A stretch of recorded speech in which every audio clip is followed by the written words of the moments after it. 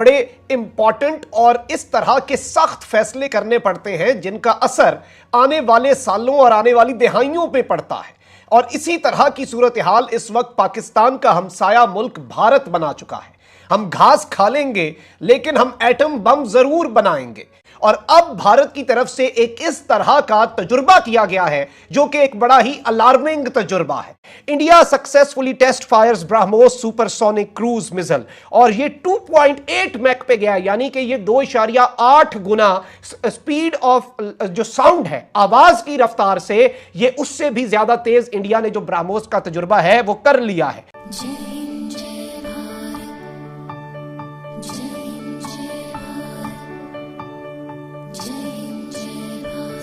नाज़रीन किराम, कौमों की जिंदगियों में कुछ ऐसे फैसला कुन मरहले आते हैं जिनमें बड़े इंपॉर्टेंट और इस तरह के सख्त फैसले करने पड़ते हैं जिनका असर आने वाले सालों और आने वाली दिहाइयों पे पड़ता है।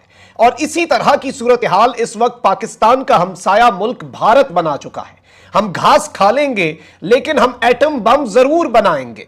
ये बिल्कुल उसी तरह की सूरत हाल जब पाकिस्तान को यह चैलेंज दरपेश हुआ कि भारत ने एटमी धमाके कर लिए हैं और अब अगर ताकत का तवाजुन बरकरार रखना है, अब अगर यहां पर बराबरी के साथ इस खित्ते में अपने हमसाये के साथ रहना है, तो हमें भी इस जंग के अंदर, इस दौड़ के अंदर आगे बढ़ना होगा और उसका मुकाबला करना होगा। और अब भारत की तरफ से एक इस तरह का तजुर्बा किया गया है जो कि एक बड़ा ही अलार्मिंग तजुर्बा है। और असलहे की दौड़ और जो आर्म्स रेस है इस रीजन के अंदर, बिलखुसूस पाकिस्तान के लिए यह किस कदर फैसला कुन और इंपॉर्टेंट पॉइंट आ चुका है कि जिसमें कुछ सख्त फैसले करने पड़ सकते हैं। इस हवाले से बड़ी इंपॉर्टेंट डिटेल्स मैं आपके सामने रखूंगा और पूरी चेन ऑफ इवेंट्स को हम डिस्कस करेंगे कि किस तरह से पाकिस्तान का हमसाया मुल्क पिछले 5-6 साल से दिफाई मैदान के अंदर इस कदर तेज रफ्तारी से आगे बढ़ रहा है कि जिसकी मिसाल नहीं मिलती। आप सबसे पहले ये रिपोर्ट देखें।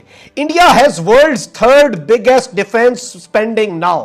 2020 के अंदर ये रिपोर्ट सामने आई कि भारत दुनिया के अंदर दिफाई इखराजात करने वाला दुनिया का तीसरा बड़ा मुल्क बन चुका है। और इस हवाले से मैं आपके सामने एक रिपोर्ट भी चलवाता हूं उस टाइम की वर्ल्ड मिलिट्री स्पेंडिंग। पहले नंबर पे अमेरिका, दूसरे नंबर पे चाइना, तीसरे नंबर पर इंडिया, फिर रशिया और सऊदी अरब, फ्रांस, जर्मनी, बर्तानिया, जापान थे।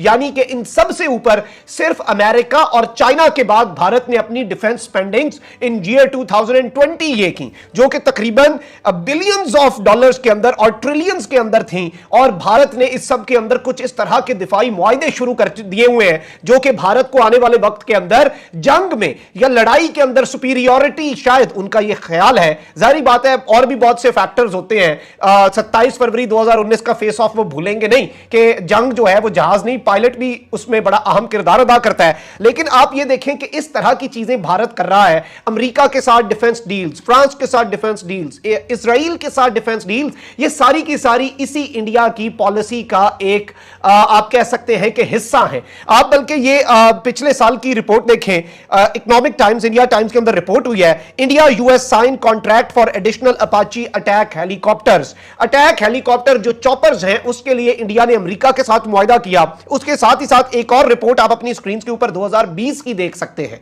India's weapons procurement from US jumps to $3.4 billion in 2020। India ने अमेरिका से वेपन्स की प्रोक्योरमेंट भी बहुत ज्यादा बढ़ा दी।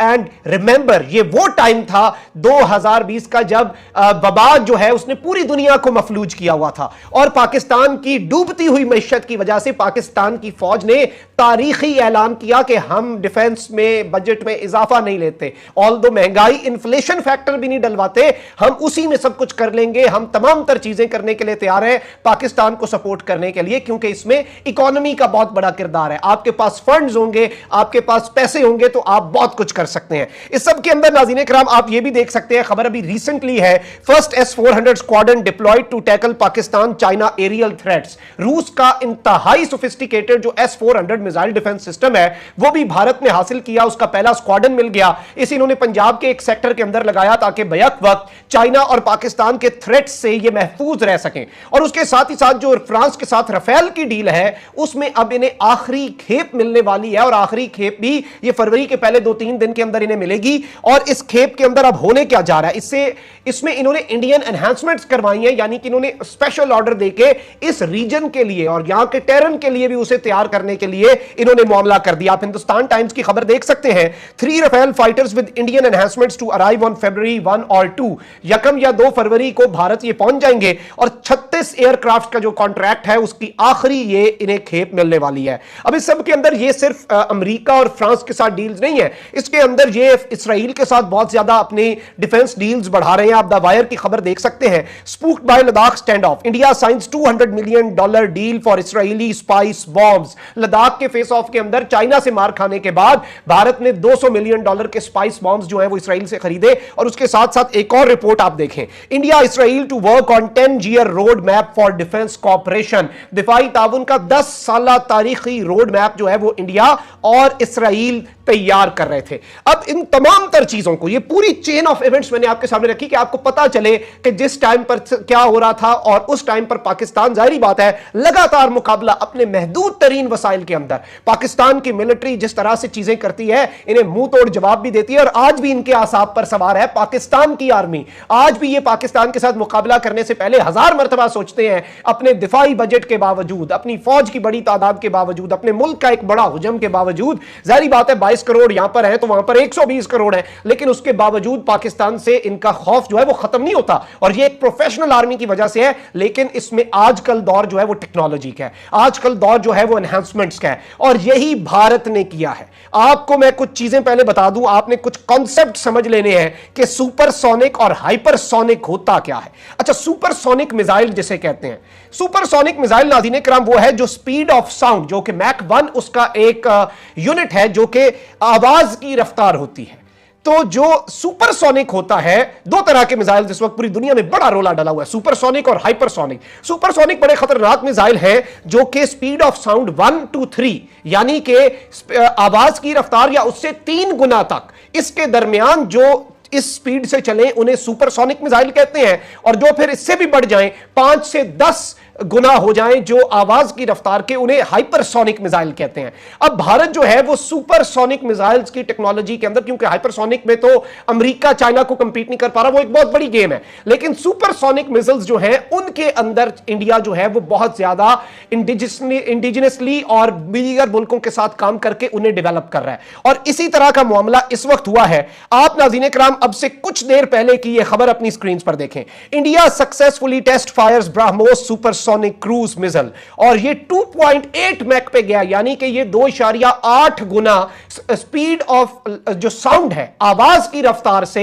ये उससे भी ज्यादा तेज इंडिया ने जो ब्रह्मोस का तजुर्बा है वो कर लिया है। और आप ये देख सकते हैं, एक और खबर देखें न्यूज लॉजिक की, India successfully test fires advanced version of BrahMos missile. ये इंडिया का ब्रह्मोस मिसाइल जो है उसका इन्होंने एक बेसिकली एडवांस्ड वर्जन आज फिर से टेस्ट फायर किया है। और उसके साथ ही साथ आप ये जी न्यूज की खबर देखें, India successfully test fire BrahMos supersonic cruise missile says Indian navy sources. और इन्होंने बताया है कि इसे इंडियन नेवी के जो डिस्ट्रॉयर है INS विशाखापत्तनम, उससे वेस्ट कोस्ट के ऊपर इन्होंने C2C अटैक करने के लिए ये सुपरसोनिक मिसाइल के अंदर एनहांसमेंट्स की हैं, एडवांसमेंट्स की हैं। और आप टाइम्स ऑफ इंडिया की खबर भी देख सकते हैं, advanced version of BrahMos missile test fired. और इसके अंदर जो डिफेंस रिसर्च और डेवलपमेंट ऑर्गेनाइजेशन है उसने ये कंफर्म किया है कि इस टारगेट ने, इस मिसाइल ने अपने टारगेट को बहुत प्रिसाइजली, यानी कि बिल्कुल एग्जैक्ट लोकेशन पर जाकर हिट किया है। अब नाज़रीन इकराम, इस सब के अंदर जाहिर बात है कि डिफेंस बजट और डिफेंस एक्सपेंडिचर्स जो होते हैं वो बड़े जरूरी होते हैं।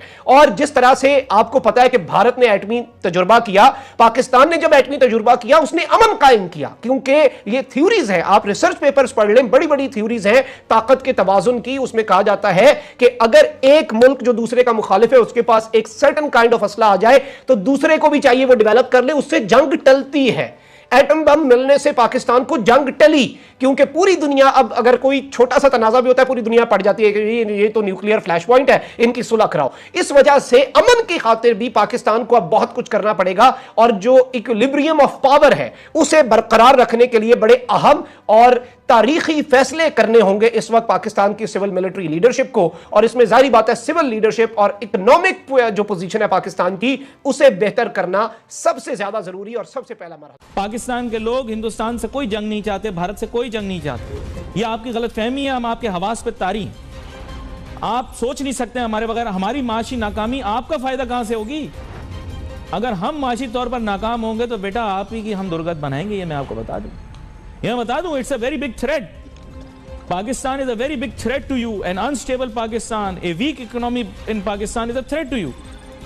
A strong economy in Pakistan is an advantage to you.